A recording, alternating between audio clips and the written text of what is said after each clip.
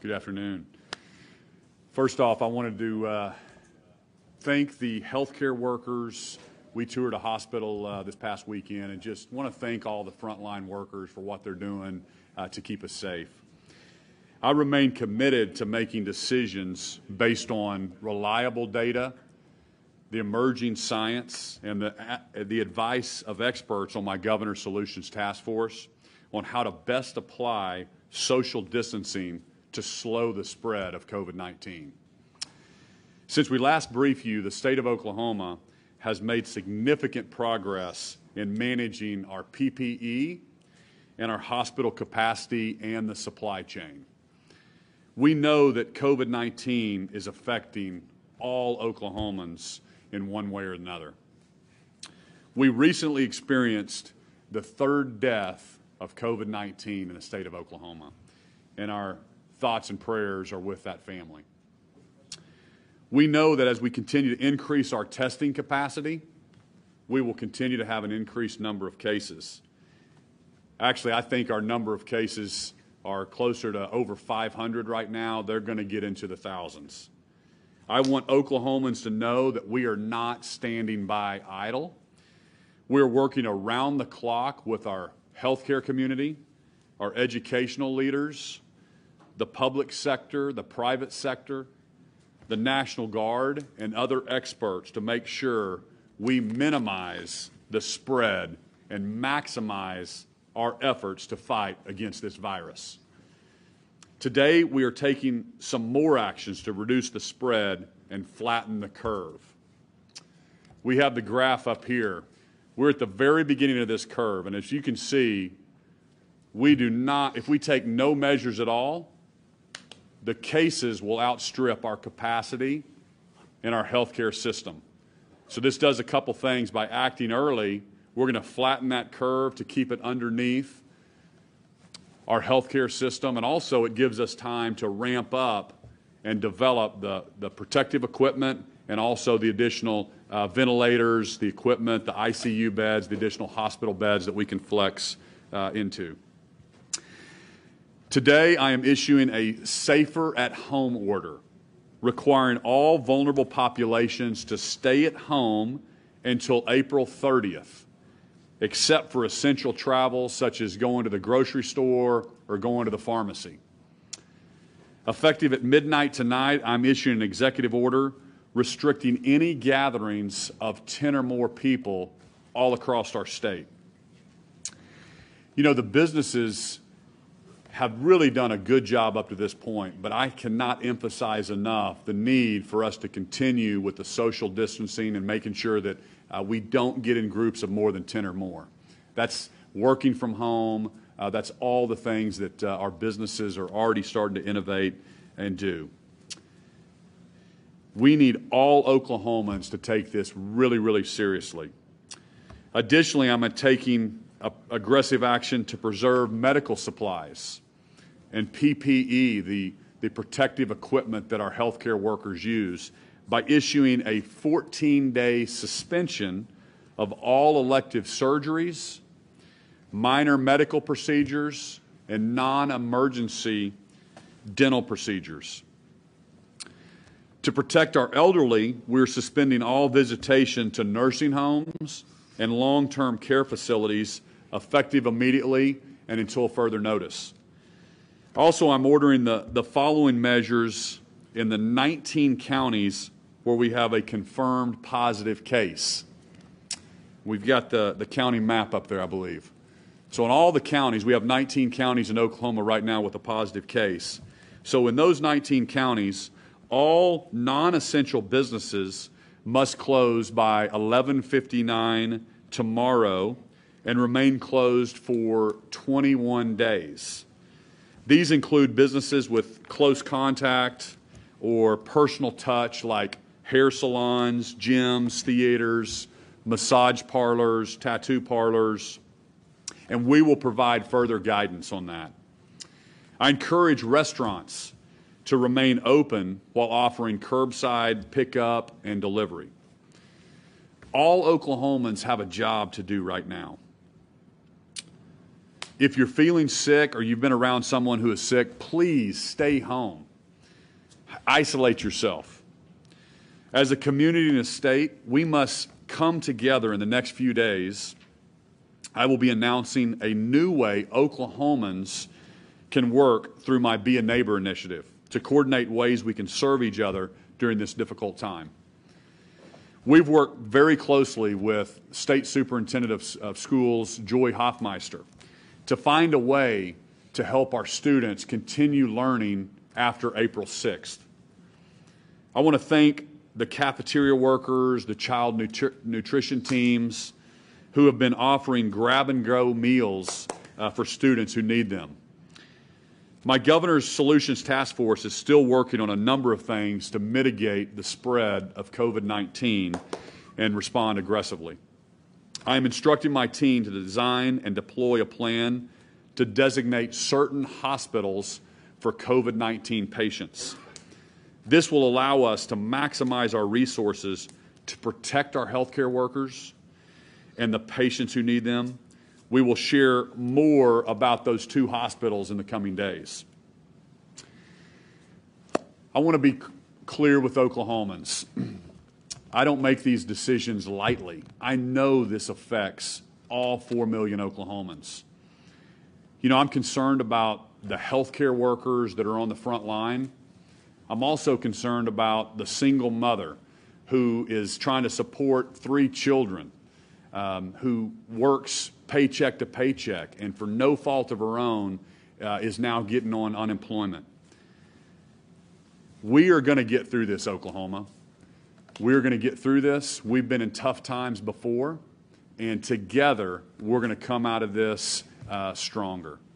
I'm going to turn it over to Secretary Lockridge to give you an update as well.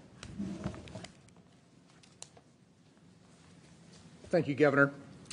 As of this advisory, we currently have 109 confirmed positive cases in Oklahoma.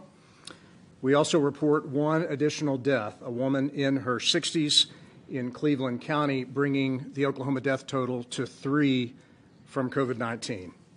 The number of COVID-19 test results received from private labs has increased in the last 24 hours.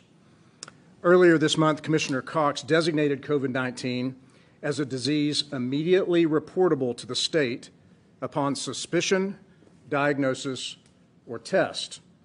As a consequence, laboratories that fail or refuse to report their findings to the state of Oklahoma may face civil or criminal penalties. Over the past week, the Health Department, joining with other state agencies, has worked to move as much of its workforce as possible to telework. As of Friday, we experienced just over 50% of our workforce working from home. By end of day today, we anticipate that number being at 75%.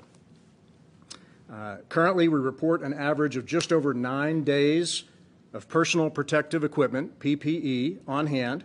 Now, that supply does vary by location, and we're keenly aware that certain areas, particularly our rural hospitals, are experiencing tighter supply. Notably, the agency is working to deliver resources from our strategic national stockpile and have activated a plan in order to do so soon. Now I'd like to turn it over to questions that we can take from the press.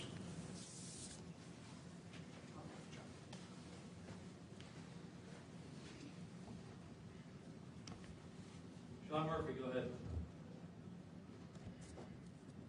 Yes, Governor. How would you respond to people, including some public health officials, who say you're not going far enough, that not just 19 counties, but these businesses should be closed statewide, and that in places where there's community spread, people should be ordered to self-quarantine? How would you respond to those critics? You know, we're looking at the. Sorry.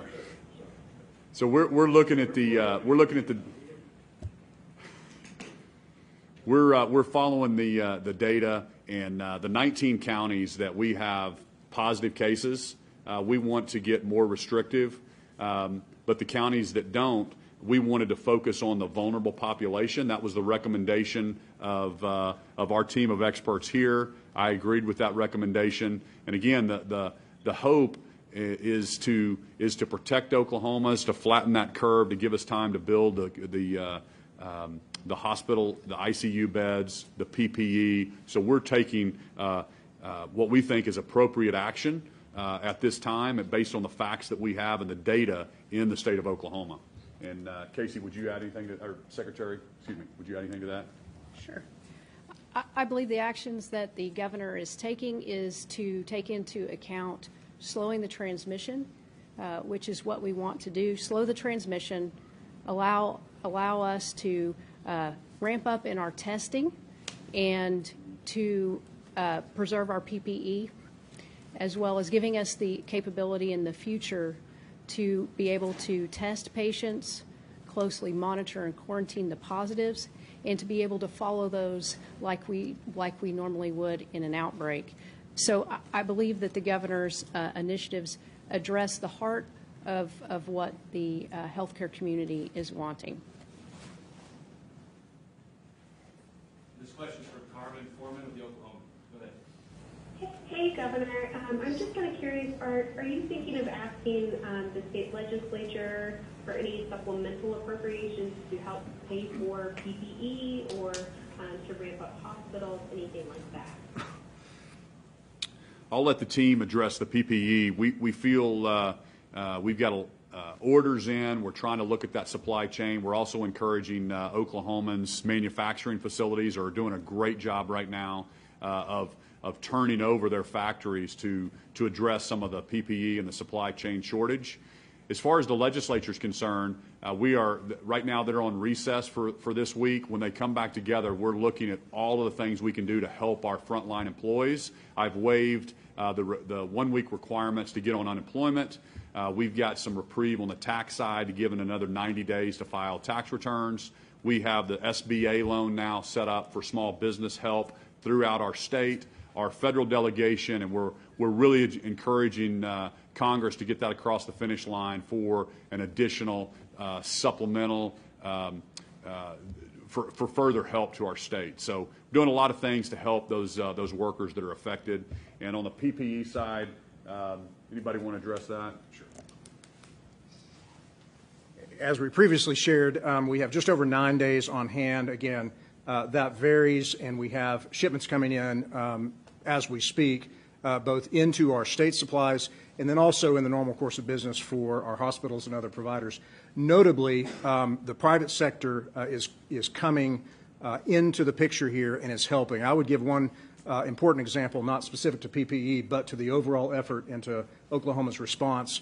We know it to be the case that as our ICU hospitalizations grow, we will have a strain on our ventilators and their component parts. I learned this morning that one of our Oklahoma City-based companies will be using its 3D printing capability to actually manufacture valves used in our ventilators. I would say that is an example of an Oklahoma company leveraging its capabilities in a time of crisis to help its fellow Oklahomans. This next question is from Ben Felder with Frontier Vet.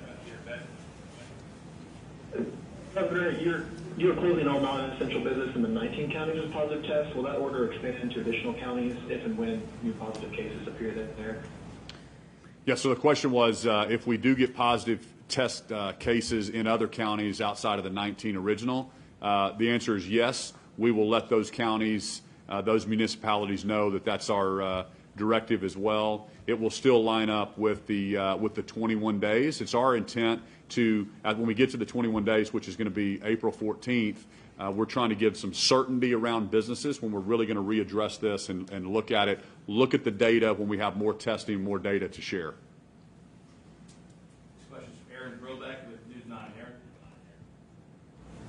Hi, Governor. Just a quick clarification and a question. The clarification is, Mr. Secretary, you said there were 109 cases. On the website, it says 106. Which one is it? It is 109. It is 109, okay. And the question, Governor, I had was, you received a letter either last night or this morning from a number of medical organizations that are calling for a statewide shutdown. Why not go that route, or what would lead you to go that route? Yeah, let me let the Dr. Schrum answer that on why the recommendation was what we did.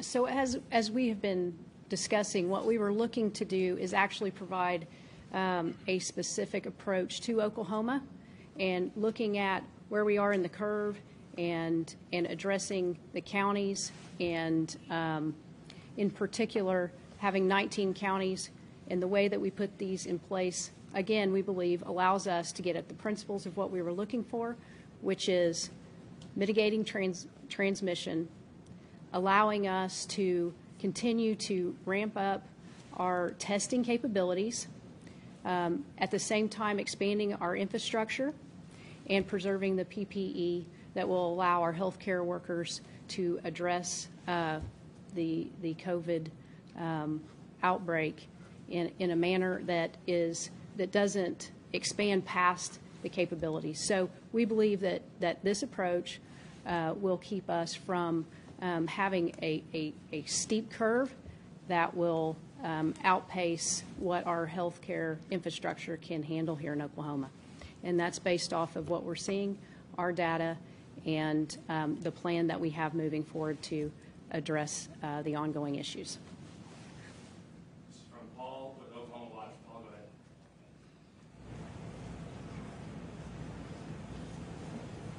Paul? All right. Let's go to... Sorry, Governor, sorry, didn't have it unmuted, and I apologize for that. I just wanted to see if there's any more detail on the two designated hospitals that you mentioned that will be treating these COVID-19 patients. Yes, we are early in the planning stages of that and currently having conversations, but as we get more specific details, we will be rolling out that plan in more specificity. Trey Savage, go ahead. Yes, Governor, what can you explain a little bit more of the safer at home policy? I guess it's sort of a shelter-in-place concept, but can you talk about enforcement and the baseline 65? What's the age cutoff there?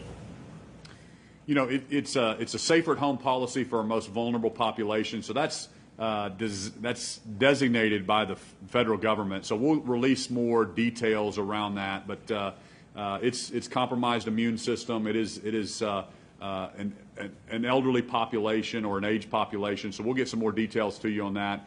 I'm not worried about Oklahoma's compliant. I mean, Oklahomans are compliant. They're looking for us to give them the recommendations, and so that's exactly what I'm doing. Is listen, till April 30th, our most vulnerable population is safer at home, except getting out to go to the grocery store, pharmacy, essential type excursions. It's safer at home for our elderly population till April 30th. So that's the direction all across the state. I'm not worried about it. I know Oklahomans are going to comply with that. Juliet with the Washington Post, please. Thanks so much.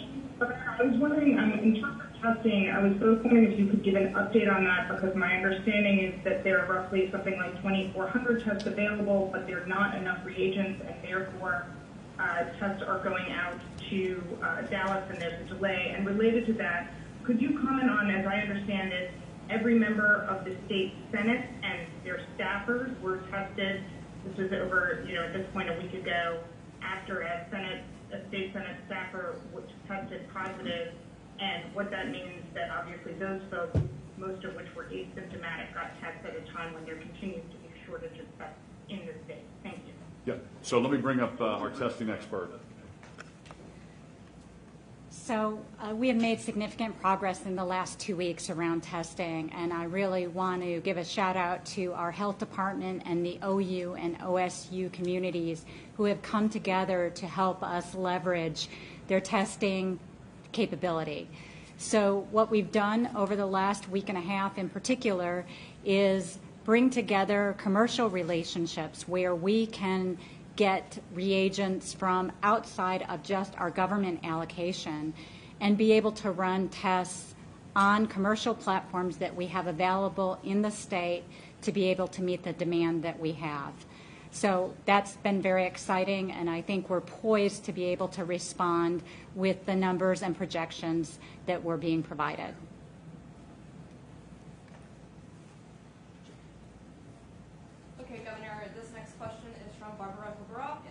does he support Hoffmeister's decision on distance learning? The question was, do I support Superintendent Hoffmeister on distance learning? And yes, we were working together with her. She's done a fantastic job, her team, her staff. We've been working with all the local districts to turn up our distance learning through technology. It was very important for me, as it is the Department of Education, that our kids just learn differently. And that's what I've been telling all businesses and industry. Hey, this may be the new normal for a little bit, so let's be innovative. Let's think of ways to do it. And our schools are going to be prepared on April 6th to offer, to continue this school year. It's just going to look a little bit differently, and we're going to utilize technology to get our kids prepared for the next school year. This is from Tip. Go ahead. Okay, Dr. Schramm, can you address the testing? So I know Sunday you said that we will be able to, between OSU and OU's labs, test 10,000 people by the end of the week. I know that nationwide there is a shortage of supplies. OU told me on Sunday night that they are hoping to have testing in place by the end of the week. But they are also dealing with that shortage of swabs that we've been hearing about all over the country. So what's a realistic number that Oklahomans can expect by the end of this week in terms of testing? Is it that 10,000 number, or what is a realistic number?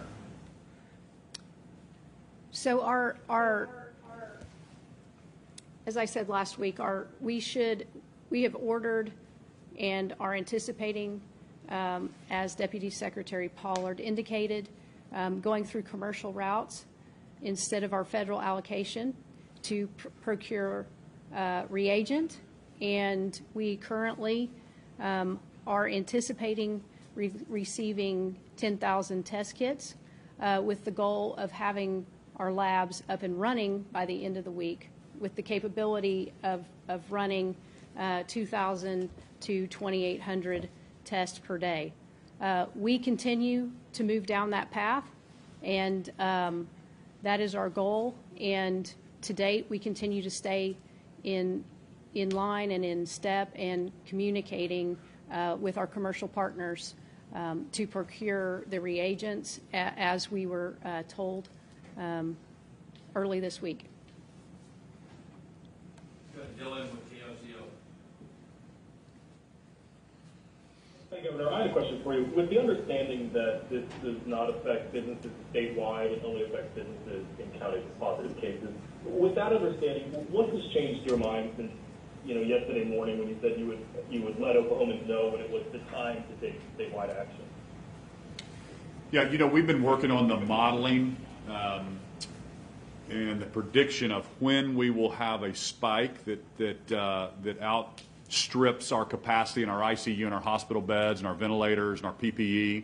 And so when I start looking at the numbers and the data and seeing what that looks like in the future, we had to flatten that curve and bend that down to give our healthcare system time to get that up and ramp that up. We needed time to get testing done throughout the state to make sure we can isolate, quarantine, and know where the outbreaks are.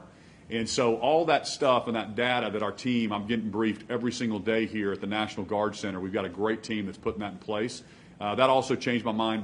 But mandating and making sure that the businesses, even if you're outside of these 19 counties, it's really important that Oklahomans understand that we have to continue with the mandate of not getting in groups of more than 10 or more. And businesses are doing a great job at this point. They are letting their employees work from home. We're innovative. Churches are going online. There's all kinds of restaurants doing curbside delivery. So I just want businesses to continue to comply, even if you're out of the 19 counties. We have to keep the social distancing to curb this. We do not want an outbreak in your counties, and that's why it's so important that we continue on this path that we're on. Can you talk about who the priority is for testing right now? Does that include healthcare workers?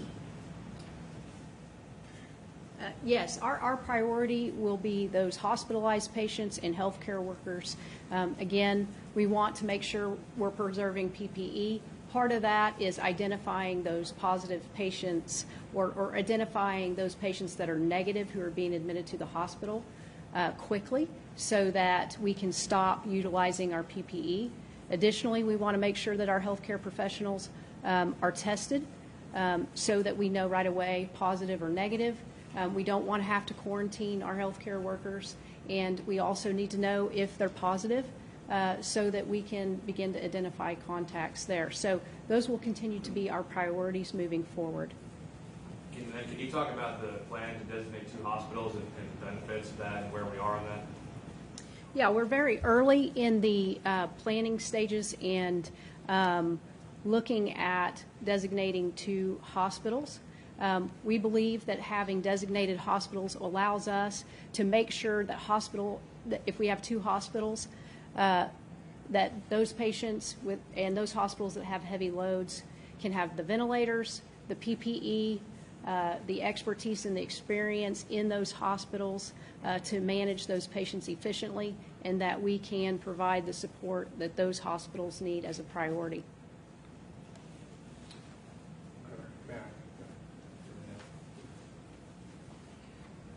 One point of clarification for the press is we did want to introduce a new member of the Solutions Task Force. Her name is Elizabeth Pollard. She is Deputy Secretary of Science and Innovation, serving alongside Dr. Casey Schrum. We wanted to just stipulate who had joined the team and who speaks authoritatively, specifically to the issue of testing.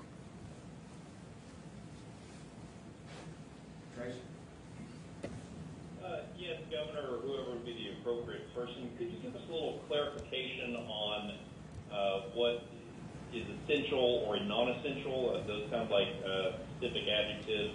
Are we talking, you said grocery stores are essential, are liquor stores non-essential? And then my phone seems to be blowing up with people who want to know about marijuana dispensaries. So if you could discuss that in particular, that would probably ease the minds of some anxiety-ridden folks.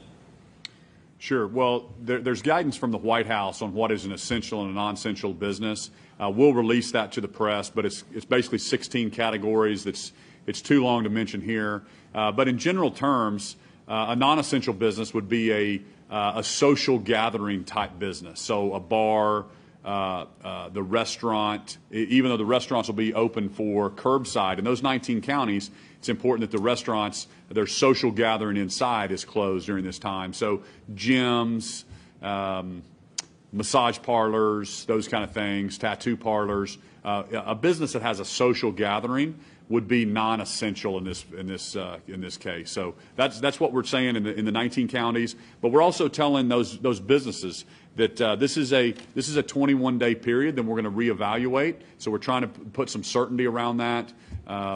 And again, we're doing everything we can to help those affected businesses, those affected workers, those Oklahomans that are now out of a job, as we're balancing and we're protecting our health workers, our healthcare professionals that are on the front lines battling this, and the health and lives and safety of Oklahomans is my number one concern.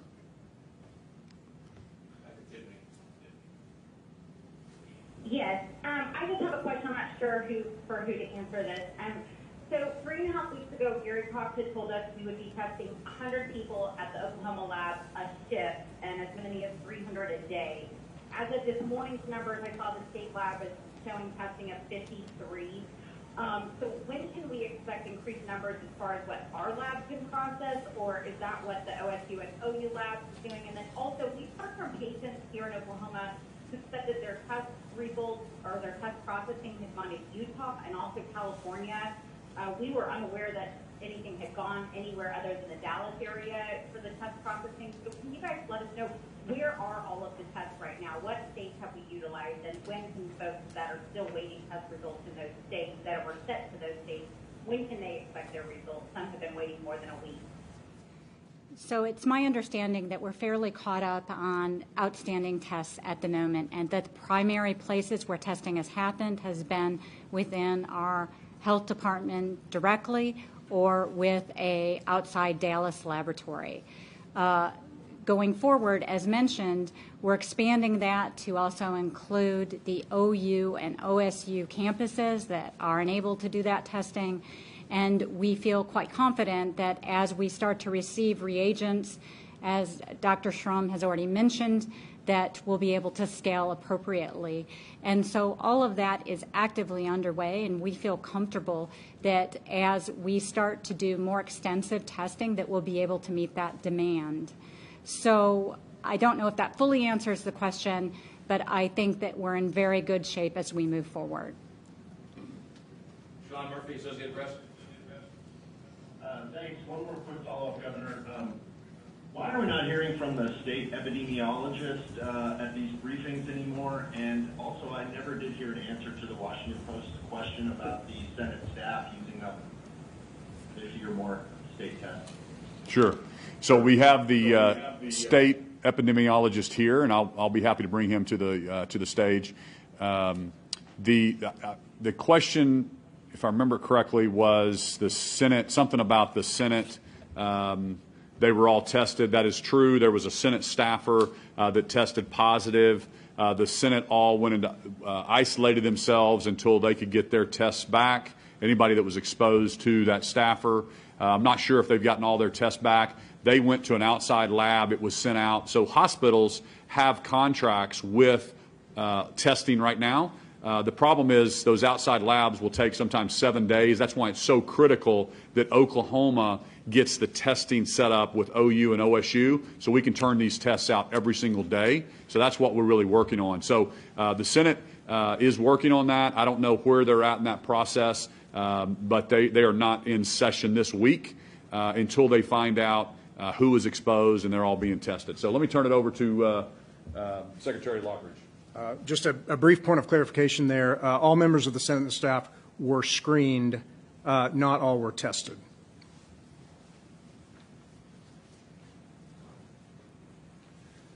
Carmen, Oklahoman.